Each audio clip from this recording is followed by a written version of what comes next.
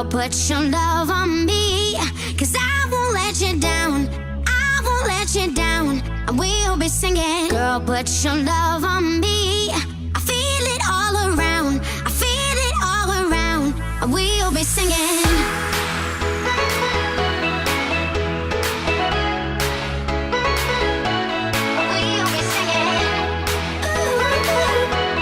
What's going on, guys? It's your boy Gray here, where today I'm going to be reviewing the Razer BlackWidow Tournament Edition Chroma keyboard.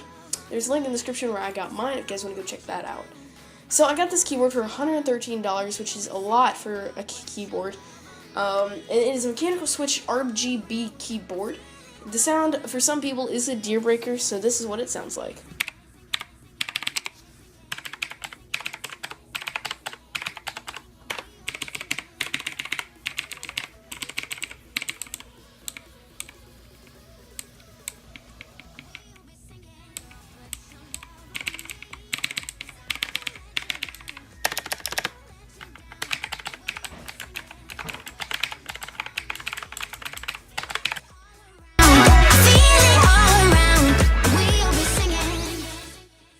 So a few things that I like about this keyboard is the fact that it's mechanical switch, so you get some audio feedback when typing.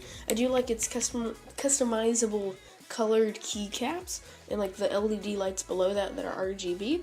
I do like that it's a very slim look, and a few things that I might dislike.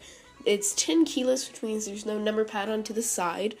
When you're using your hands and the oils from your fingers and hands will then go onto this metallic plastic that sort of shows that you've been using this. The keys, though, they do not seem to show it as much, but they do show it.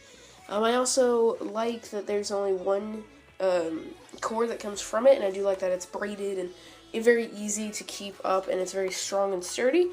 I sort of dislike that on a few of the older models there was USB and audio jacks on the side of the keyboard, and on this one there seems to not be. But yeah, it's still a pretty good keyboard all in all. A few more things that I would like about this keyboard is the fact that it has rubber feet. And you know, just the RGB, of course, is what I would like to say. That's what I'm emphasizing in this video. One thing I did notice, though, while going through this, is the fact that the enter key is different than most models.